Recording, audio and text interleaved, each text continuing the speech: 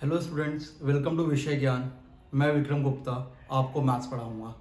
आज हम जा रहे हैं पढ़ने क्लास 10th का chapter 3 pair of linear equation in two variables. पहले हम उसके इंट्रोडक्शन के बारे में कुछ जान लेते हैं कि होता क्या है। सबसे पहली चीज, pair of linear equation in two variables में लीनियर एक वर्ड आया। लीनियर का क्या मतलब है? वो इक्वेशन जिसकी डिग्री 1 हो। यहां पे डिग्री क्या होता है? डिग्री कुछ नहीं है, कोई भी इक्वेशन है हमारे पास, उसका जो मैक्सिमम पावर होता है वही उसकी डिग्री कहलाती है। अगर वो मैक्सिमम पावर 1 होगा तो उसे हम लीनियर बोलेंगे, अगर 2 होगी तो उसे क्वाड्रेटिक बोलेंगे, 3 होगी तो उसे क्यूबिक बोलेंगे, एंड सो ऑन। हमारे पास कुछ एग्जांपल्स हैं। सपोज ये 4x² plus 3y equal to 0।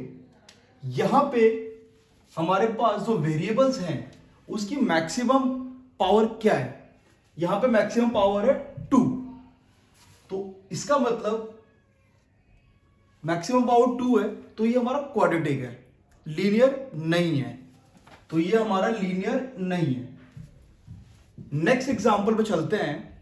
हमारे पास नेक्स्ट एग्जांपल है 7x plus 9y plus 4z equal to 0। यहां पे हमारे पास वेरिएबल्स हैं x, y और z। और यहां पे वेरिएबल्स की सबसे मैक्सिमम पावर क्या है? x की पावर है 1, y की भी पावर 1 है, z की भी पावर 1 है।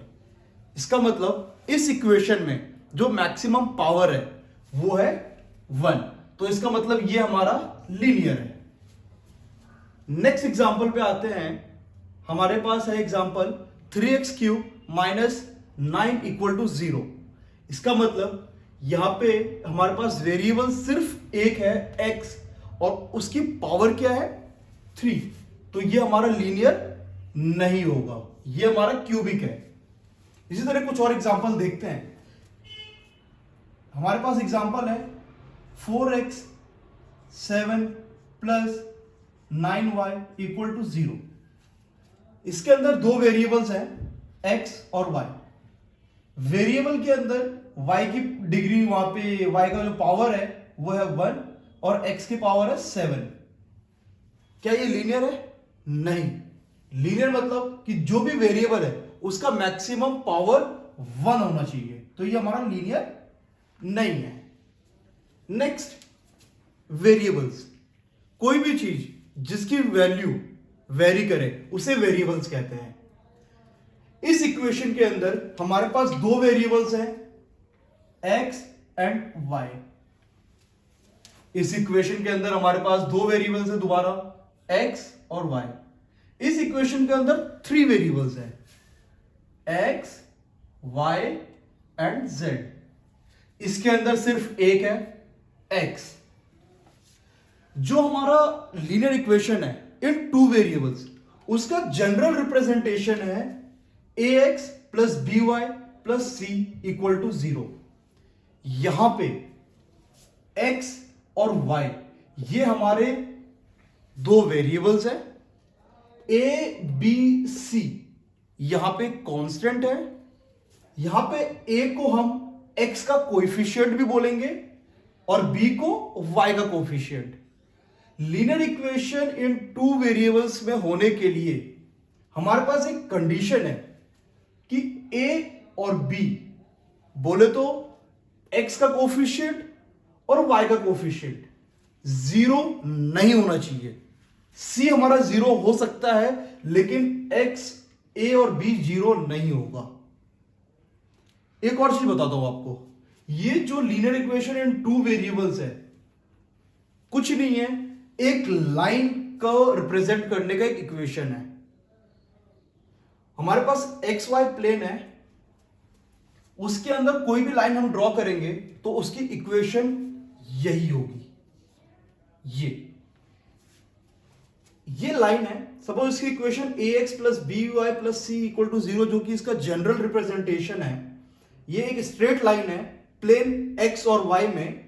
यहां पे इस लाइन के ऊपर जो भी हम अगर पॉइंट उठाते हैं, सपोज ये पॉइंट उठाए, यहां पे सपोज वैल्यू है इसकी x1 और y1, तो ये जो वैल्यू है ये इस इक्वेशन का एक सॉल्यूशन है। कोई लाइन है, इस लाइन पे जितने भी पॉइंट्स होंगे वो इस इक्वेशन का सॉल्यूशन होगा। अगर इसको दूसरे वर्ड से बोलें कि इस इक्वेशन के जितने भी सॉल्यूशन होंगे वो इस लाइन पे लाई करेंगे। Every point that lie on this line is a solution of this equation, या इस इक्वेशन का जो भी सॉल्यूशन है वो इस लाइन पे लाई करेंगे। अभी ये हमारे पास एक इक्वेशन है a1x b1y c1 equal to 0। एक दूसरा इक्वेशन ले रहे हैं जहां पे हमने इनके कोफिशिएंट को चेंज कर दिया, a2x b2y and c plus c2 equal to 0। ये जो दो इक्वेशन है इसको हम बोलेंगे, ये जो दो लीनियर इक्वेशन है दोनों के अंदर वेरिएबल सेम है, इसमें भी x है और इसमें भी x है, इसमें भी y है और इसमें भी y है। इसको हम बोलेंगे pair of linear equation in two variables. Pair का मतलब दो इक्वेशन, ये दो इक्वेशन है, लीनियर है, दोनों की डिग्री 1 है, दोनों लीनियर इक्वेशन है और टू वेरिएबल्स हैं, तो देखो दोनों में दो वेरिएबल्स हैं। ये अगर हम इसको किसी एक प्लेन में अगर हम ड्रॉ करते हैं, सपोज एक्स वाई प्लेन में अगर हम ड्रॉ करते हैं इन दो इक्वेशन को, तो हमारा इक्वेशन कुछ ऐसे बनेगा, a1x plus b1y plus c1 equals to 0। और जो दूसरी लाइन की इक्वेशन इसी पे बनेगी वो कुछ ऐसी बन जाएगी, a2x plus b2y plus c2 equals to 0। ये जो दो इक्वेशन है ये या तो ऐसा बन सकता है, इसके अंदर क्या हो रहा है कि ये दो लाइन एक जगह इंटरसेक्ट कर रही है। इसका मतलब कि ये दो जो इक्वेशन है ये या तो एक जगह इंटरसेक्ट करेगी, अगर उनका ग्राफ कुछ अगर ऐसा बनता होगा तो। दूसरी पॉसिबिलिटी क्या है, ये तो फर्स्ट पॉसिबिलिटी है कि ये इंटरसेक्ट हो सकते हैं दो इक्वेशन। इंटरसेक्ट जो होंगे किसी एक पॉइंट पे होंगे और इस पॉइंट पे जो भी x की और y की वैल्यू होगी उसको हम बोलेंगे इन दो लीनियर इक्वेशन का सॉल्यूशन। तो इसके अंदर कितना सॉल्यूशन मिलेंगे अगर वो इंटरसेक्ट करेगी? We get only one solution for this. दूसरा क्या हो सकता है, दूसरा क्या हो सकता है कि मैं भी आपको आगे बताऊंगा इसका कैसे पता चलेगा कि ये इंटरसेक्ट करेंगी या क्या करेंगी। सपोज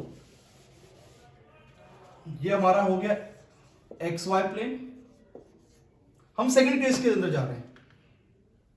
ये हमारा हो गया एक line a1x b1y plus c1 equal to 0, और ये हो गई हमारी दूसरी लाइन।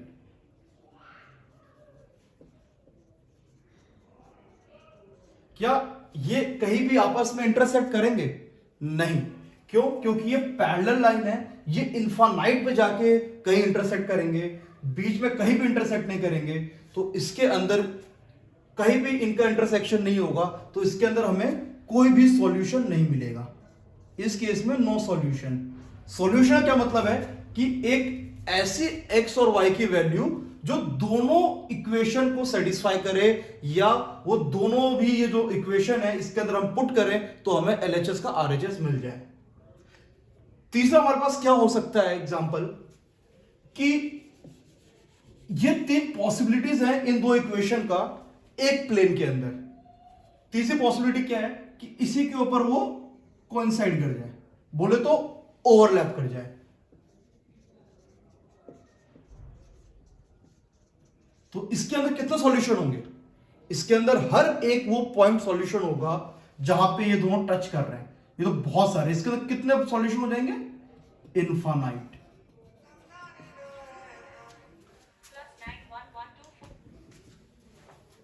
तो इस केस के अंदर हमारे पास कितने सॉल्यूशन है? Infinite many solution. ये जो तीनों पॉइंट्स हैं ये मैं अभी दोबारा एक्सप्लेन करूंगा विथ प्रॉपर कंडीशन कि क्या इनकी वैल्यूज होंगे। आपको सॉल्व करने की जरूरत नहीं पड़ेगी, इनके कोफिशिएंट को देख के, उनके रिलेशन को देख के आप आगे पहचान सकते हो कि ये वन सॉल्यूशन है या पैरेलल है या फिर मेनी सॉल्यूशन है।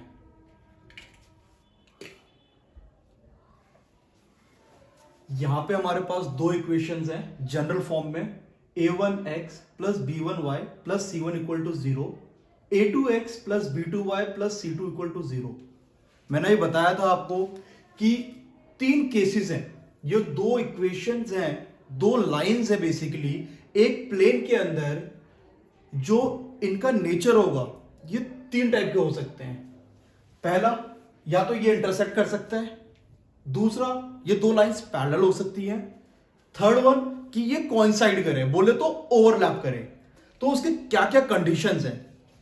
यहां पे हमारे पास लाइंस है, अगर a1 बाय a2 का रेशियो b1 बाय b2 के रेशियो के बराबर नहीं होगा। क्या मतलब है इसका? a1 हमारा क्या है? पहले इक्वेशन के इक्वेशन 1 का x का कोफिशिएंट, रेशियो इक्वेशन 2 का x का कोफिशिएंट, इनका रेशियो और दोनों के y के कोफिशिएंट के रेशियो के अगर बराबर नहीं होगा तो ये जो दो लाइंस हैं इनका नेचर इंटरसेक्टिंग होगा। मतलब ये दो लाइंस आपस में इंटरसेक्ट करेंगी और जिस पॉइंट पे ये इंटरसेक्ट करेंगी ये इसका सॉल्यूशन होगा। ये सिर्फ एक जगह पे इंटरसेक्ट करेंगी और इसीलिए इसका सिर्फ और सिर्फ एक सॉल्यूशन होगा, वो भी यूनिक सॉल्यूशन होगा, कोई और जगह सॉल्यूशन नहीं होगा। क्योंकि ये दो लाइंस यहां से ऐसे फैलती चली जाएंगी, ये भी फैलती चली जाएंगी, सिर्फ एक पॉइंट पे आके मिलेंगी और इंटरसेक्ट करेंगी, एक दूसरे को काटेंगी। वो जो होगा वही इसका एकमात्र सॉल्यूशन होगा, एग्जैक्टली वन सॉल्यूशन होगा। Let's say it is alpha and beta, कुछ भी ले सकते हैं, मैंने ऐसे मान लिया है। दूसरा केस क्या है कि हमने चेक किया a1 बाय a2 का रेशियो b1 बाय b2 के बराबर आ गया, तो वहां से हमारे पास दो केस हो सकते हैं, या तो वो पैरेलल होगा या वो कोइंसाइड होगा। मतलब या तो दोनों लाइंस पैरेलल होंगी या आपस में ओवरलैप करेंगी। तो इसके लिए हमें उसके थर्ड का चेक करना पड़ेगा कि c1 बाय c2 का रेशियो जो कि कांस्टेंट टर्म है, क्या वो भी इन दोनों रेशियो के इक्वल है या नहीं है। अगर वो इक्वल नहीं आता है, इसका मतलब ये जो दो लाइंस हैं आपस में पैरेलल होंगी। पैरेलल लाइंस कहीं भी इंटरसेक्ट नहीं करता, इनफाइनाइट तक जाते हैं ये लाइंस।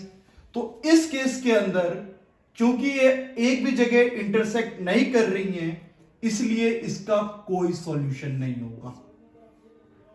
नेक्स्ट, अगर a1 बाय a2 का रेशियो, इनका रेशियो बराबर आ जाए इन दोनों के रेशियो के, उसके बाद अगर हम दोनों के कांस्टेंट टर्म का रेशियो भी देखें और वो भी तीनों आपस में बराबर आ जाए, तो इसका मतलब वो दोनों लाइंस ओवरलैपिंग है, वो दोनों लाइंस कोइंसाइड करेंगी और वो दोनों लाइंस बेसिकली कुछ नहीं है, दोनों सेम ही लाइन होंगी, एक ही लाइन के दो अलग इक्वेशंस होंगी अगर दूसरे भाषा में पूछा जाए। तो इस केस के अंदर ये ओवरलैप कर रही है चूंकि, तो हर एक पॉइंट इसका सॉल्यूशन होगा। तो एक लाइन जो है वो इनफाइनाइट पॉइंट से मिलकर बनता है, तो इसलिए ये इस केस का जो सॉल्यूशन होगा वो इनफाइनाइट मैनी सॉल्यूशन होगा। इस लाइन पे जितने भी पॉइंट्स आएंगे वो इनका सॉल्यूशन होगा। सॉल्यूशन क्या मतलब बताया था, वो x और y की वैल्यू जो इन दोनों इक्वेशन में डालें और दोनों को सेटिस्फाई कर दे। हमारे पास कुछ एग्जांपल्स हैं, हम चेक करते हैं कि इनका नेचर क्या होगा। ये हमारा एग्जांपल 1 है, यहां पे इसके अंदर x minus 2y equal to 0 ले रखे हैं, ये हमारा इक्वेशन 1 है। 3x plus 4y minus 20 equal to 0, ये इक्वेशन 2 है। हमें चेक करना है कि इनके नेचर ऑफ लाइंस क्या होंगी, ये इंटरसेक्ट करेंगी एक पॉइंट पे या पैरेलल होंगी या एक दूसरे पे ओवरलैप करेंगे, कोइंसाइड होंगी। इसे सॉल्व बिना सॉल्व किए बिना हम देखना है कि ये क्या होगा। तो हमारे पास ये हैं ऑप्शंस, हमारे पास ये चेक करने का तीनों मेथड है। हम क्या करेंगे, यहाँ पे चेक करेंगे कि इक्वेशन 1 के अंदर a1 जो होता है वो इक्वेशन 1 का x का कोएफिशिएंट होता है। यहाँ पे x का कोएफिशिएंट है 1, b1 क्या है -2 और c1 कुछ नहीं है 0 है। इसी तरह a2 क्या है 3 जो कि हमारे इक्वेशन 2 का x का कोएफिशिएंट है, और b2 है हमारे पास 4 और c2 है -20। अगर ये स्टैंडर्ड फॉर्म में नहीं है तो उसको इस फॉर्म में लेके आ जाना है ताकि आपको नोट करने में आसानी रहे। यहां पे हम करेंगे, रेशियो निकालेंगे a1 बाय a2 का जो कि हमारे पास आ गया 1/3। हम b1 बाय b2 का भी रेशियो निकालेंगे -2/4 जो कि कट के आ जाएगा -1/2। a1 बाय a2 का रेशियो ये 3 है और ये -2 है, ये आपस में इक्वल नहीं है, तो हमें तीसरे को चेक करने की कोई जरूरत नहीं है। इसका मतलब क्या है कि इसका सिर्फ और सिर्फ एक सॉल्यूशन होगा। इसका कितना सॉल्यूशन होंगे, यूनिक सॉल्यूशन होगा, बस यूनिक सॉल्यूशन। और जो इनका नेचर क्या होगा वो होगा इंटरसेक्टिंग।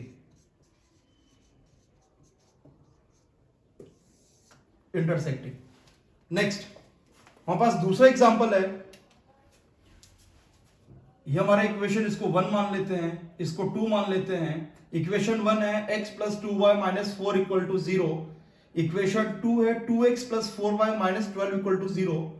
इसके अंदर जो हमारा a1 होगा वो होगा 1, b1 होगा वो होगा 2, c1 होगा -4, a2 होगा हमारा इक्वेशन 2 के x का कोएफिशिएंट जो कि 2 है, b2 होगा 4 और c2 होगा -12।